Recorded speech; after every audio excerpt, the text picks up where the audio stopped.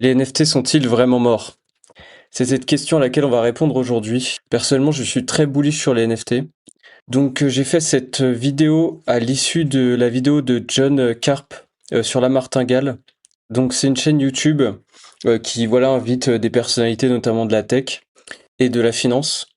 Et donc, John Carp, c'est quelqu'un qui est très passionné par les NFT. On n'est plus beaucoup à être passionné par les NFT, mais le potentiel est encore là. Ça a été une des plus grosses bulles de l'histoire récente. Et je pense qu'on n'est pas au bout de nos surprises.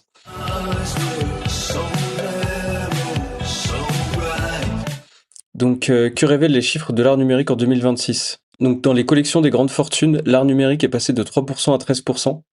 Donc, c'est déjà une progression énorme en quelques années.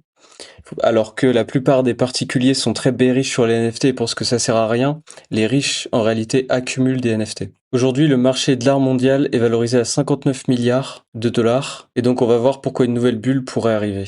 Donc en 2020-2021, il y a une bulle des NFT qui a été une des plus extrêmes de l'histoire récente. Il y a eu plusieurs facteurs qui ont produit ça, donc notamment le Covid, l'argent facile et l'argent qui a été distribué aux États-Unis, notamment pendant le Covid, mais aussi dans les pays occidentaux, un accès ultra simplifié et les célébrités qui en ont parlé et ont mis des photos de profil NFT.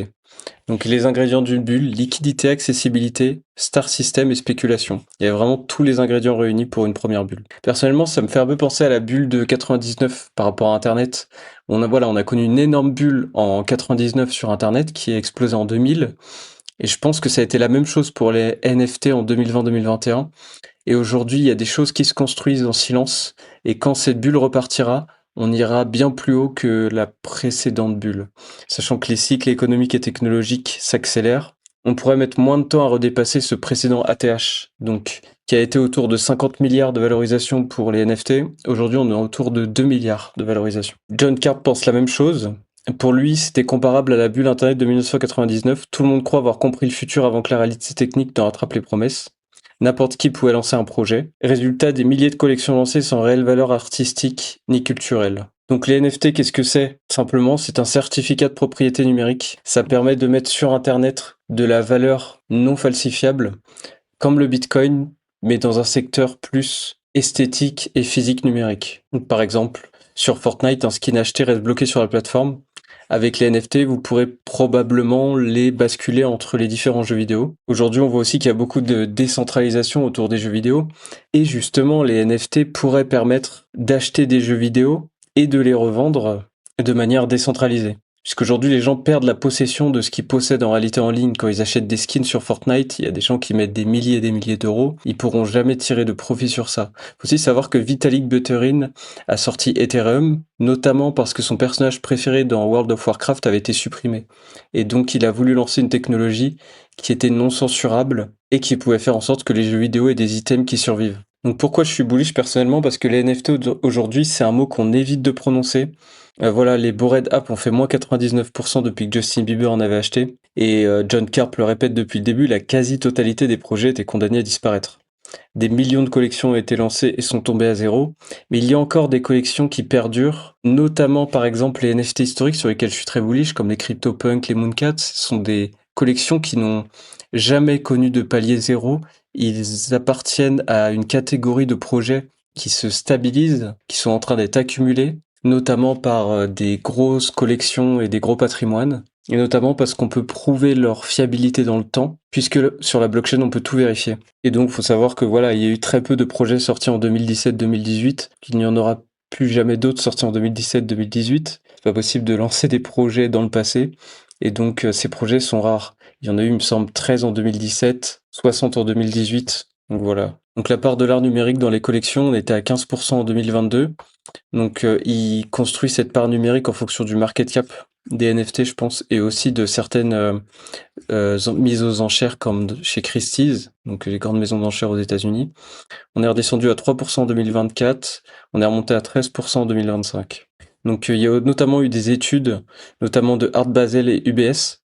Il faut savoir que Art Basel, il me semble que c'est un cabinet de NFT et donc mené avec UBS auprès de 3100 collectionneurs très fortunés et 51% d'entre eux ont acheté une œuvre numérique entre 2024 et 2025. C'est le troisième poste de dépense derrière la peinture et la sculpture. Puisqu'aussi c'est très pratique puisque votre œuvre numérique ne peut pas se dégrader Vous pouvez totalement prouver la fiabilité, notamment avec la blockchain, et vous pouvez l'envoyer, vous la passer très rapidement. Ça permet aussi forcément de blanchir de l'argent pour certains grandes fortunes.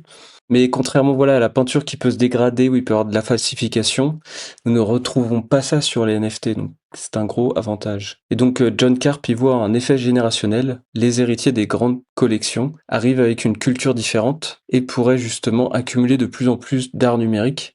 Et il suffit de quelques millions pour non seulement s'accaparer une grosse partie de l'art numérique, mais en plus, avec votre puissance financière et médiatique, pousser cette collection et donc vous enrichir.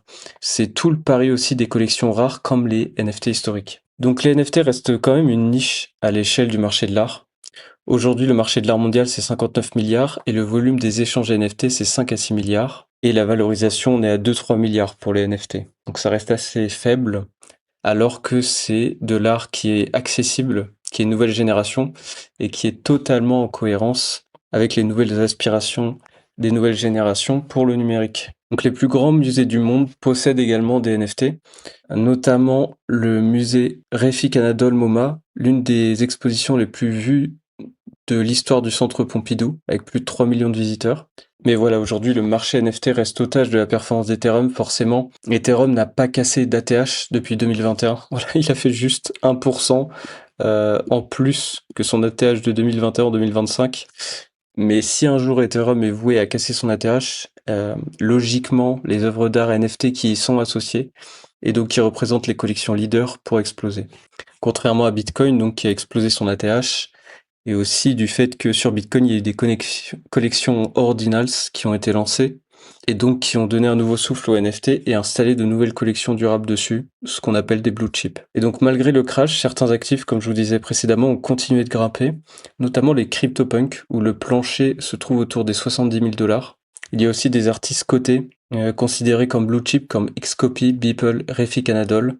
Voilà, c'est des projets, si vous avez les moyens, ça peut être intéressant de les accumuler. Personnellement, c'est pas ce que je fais. Je préfère investir dans les NFT vraiment historiques.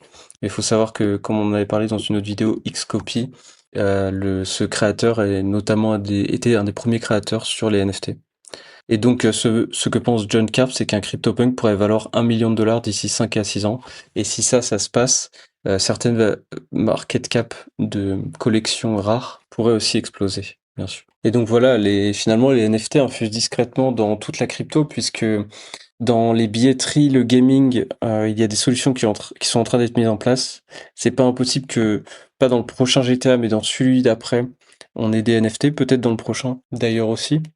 Il y a notamment FIFA aussi qui a essayé des choses autour des NFT. Voilà, ça n'a pas forcément encore pris. Faut savoir qu'il y a aussi des entreprises qui vendent des cartes Pokémon maintenant et qui vendent des sortes de NFT qui représentent les cartes Pokémon directement sur les marketplaces.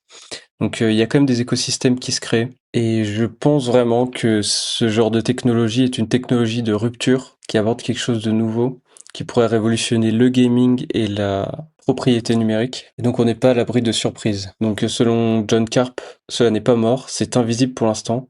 La spéculation extrême a disparu, mais c'est justement dans ces moments-là qu'il faut s'y intéresser. Il faut savoir que les marketplaces comme OpenSea font encore énormément de volume.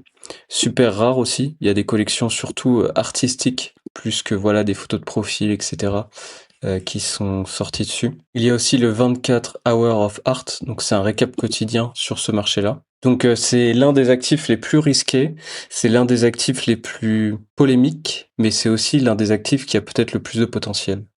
Donc je vous laisse sur ces réflexions. Vous pourrez aller voir d'autres vidéos sur ma chaîne qui parlent des NFT. Je parle notamment de Raoul Pal qui annonce que certaines collections pourraient valoir des millions de $. Personnellement, lui, il a carrément créé un fonds d'investissement très très récemment où il a levé 250 millions de $ pour investir dans ce genre de collection.